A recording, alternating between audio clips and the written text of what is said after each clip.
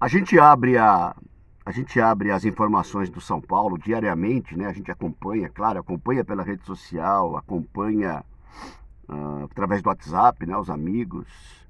E acompanha também, claro, pela mídia, né? Que cobre o São Paulo. E a gente tenta verificar as coisas.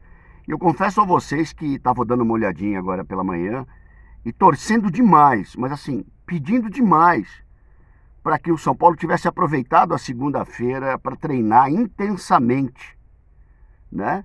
Visando as competições, os jogos, as próximas partidas que tem, que são de extrema importância. Afinal, a gente vê o treinador falando a todo momento que não tem tempo de treinar, que tem que viajar, que tem. Então, assim, esse é um dos elementos do manual de desculpas do treinador.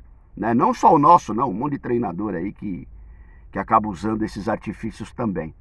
E aí você abre a notícia e o São Paulo, os jogadores do São Paulo tiveram folga nessa segunda-feira. Aí você esvazia, né? Você murcha. Muito porque eu gostaria muito que depois do jogo de domingo o Rogério pudesse ter chamado seus jogadores e falado: gente, vamos fazer uma força-tarefa, vamos fazer uma semana intensa de trabalhos, se não em trabalhos desgastantes, mas trabalhos de posicionamento, trabalhos de que a defesa se comportar um pouco melhor, o meu ataque conseguir fazer mais gols, o meu meio de campo conseguir de alguma forma, mas não. Folga para os guerreiros na segunda-feira. Rony Altieri, São Paulo, Raiz na área, para comentar com vocês aí rapidinho aquele videozinho matinal, né? Por dentro do volante, que a gente faz aí 10 minutinhos de bate-papo sobre o São Paulo. É tanta coisa para falar do São Paulo, eu precisaria, acho que de umas 12 horas para falar tudo que tem para falar a respeito do São Paulo. Numa semana extremamente decisiva, mais uma semana decisiva para a vida do São Paulo. Né? Nós temos na quinta-feira o Atlético lá em Goiás. Eu vou abrir aqui um parêntese, letra caixa alta, negrito, traçado, né? Obrigação ser campeão da Sul-Americana. Ponto. Obrigação ser campeão da Sul-Americana. Ponto. Eu não vou ficar explicando também, porque eu não preciso perder meu tempo para falar a respeito disso, né? Porque daqui a pouco vem aquela história, mas os outros também tem que ganhar, porque o São Paulo tá cansado. Aí começa aqueles papo furado. Então eu já vou deixar claro, pelo menos para mim, vou pôr até uma exclamação aqui no final da obrigação, né? Quinta-feira nós temos o Atlético lá em Goiás, o Atlético que vive um momento difícil. Domingo nós temos o Cuiabá, que está brigando com a gente, nós estamos brigando com o Cuiabá, com todo respeito, a querida nação, né? Cuiabana, querido Mato Grosso, que a gente tanto é apaixonado. E depois, na segunda-feira, a gente tem o golpe. A votação lá do golpe, da reeleição do presidente. Então, assim, o São Paulo tem alguns dias pela frente extremamente preocupantes para a vida do São Paulo. Para a vida do São Paulo, né? Nós temos aí o Atlético de Goiás, que nós temos que ter um bom resultado lá, né? E para ir para a final, o São Paulo tem que ir para essa final, o São Paulo tem que ser campeão da Sul-Americana. Nós temos o Cuiabá, lá no Mato Grosso, que é fundamental para o São Paulo tirar os aparelhos da UTI, que está nesse momento. O São Paulo está na UTI, o São Paulo não morreu, vai morrer se cair no Z4. O São Paulo que está nesse atoleiro aí de 10º lugar, 11º, péssimo terceiro, péssimo segundo. São Paulo que não consegue sair desse atoleiro. São Paulo que vem de 3 derrotas consecutivas, né? E nós temos a votação aí desse escárnio, né? Essa farra que vive o São Paulo Futebol Clube num momento tão crítico.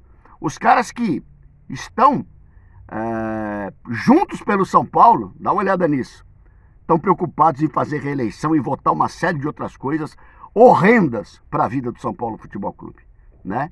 Me estranha muito essa postura democrática, transparente, de boa comunicação e de inteligência, não duvido que sejam homens inteligentes, mas que buscam apenas, única e exclusivamente, a satisfação pessoal, a vaidade, né?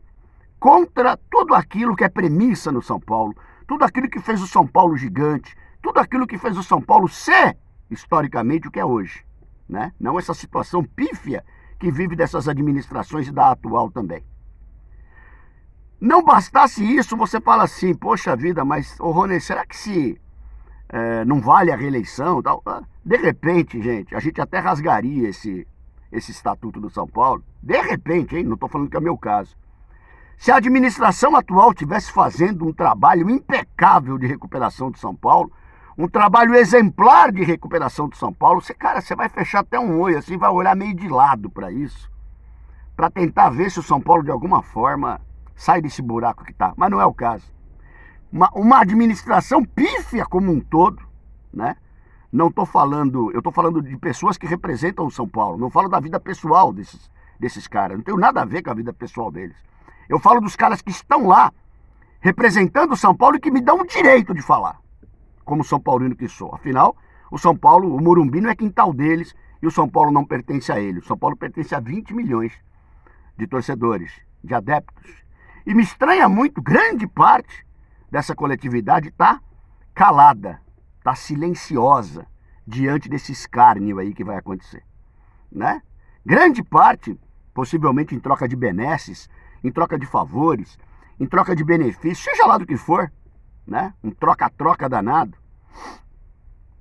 acabam ficando calados, né? E o São Paulo que se exploda nessa brincadeira, porque eu quero ver é justificar, né?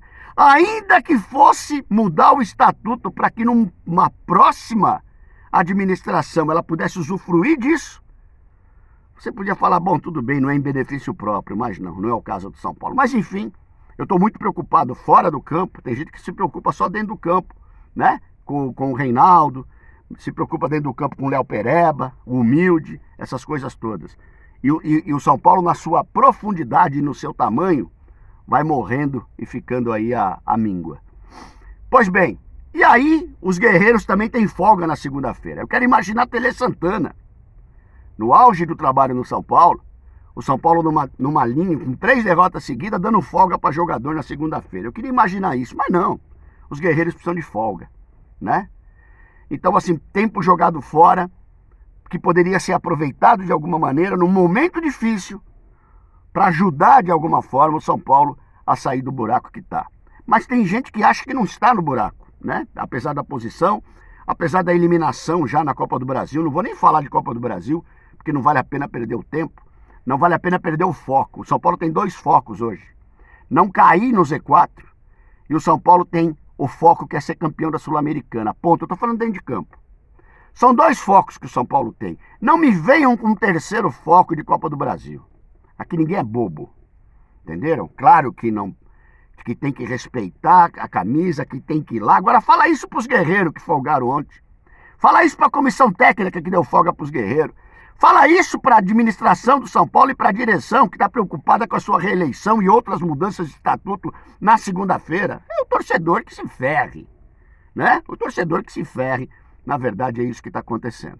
Enquanto o Rogério Ceni alardeia a posse de bola, publiquei ontem no Instagram, fiz um levantamento rápido, levantamento de papel de pão, gente, não precisa muito, né? 11 partidas que o São Paulo não venceu e que o São Paulo teve mais posse de bola, como se posse de bola fosse valer alguma porcaria. Fernando Diniz não ganhou nada até hoje porque tem o quê? Posse de bola e não tem outra coisa que não seja isso, né? Nós precisamos ir além da posse de bola.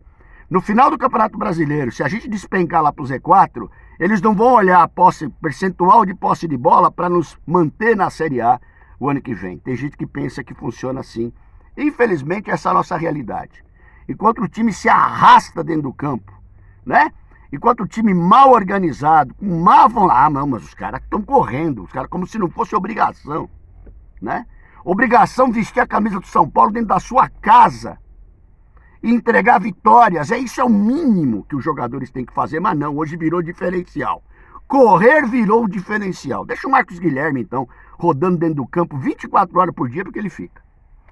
Tá bom, gente? É isso daí. Vamos em frente, na expectativa dessa partida. Primeiro desafio na quinta-feira, né? Que a gente consiga um bom resultado lá em Goiânia, pelo menos para amenizar um pouco essa tristeza que tem sido ver jogos do São Paulo Futebol Clube. Grande terça-feira a todos, hein? Hoje tem Tricossauros, meus irmãos. 20 horas lá no YouTube. Tamo junto. Rony Altieres, um abraço.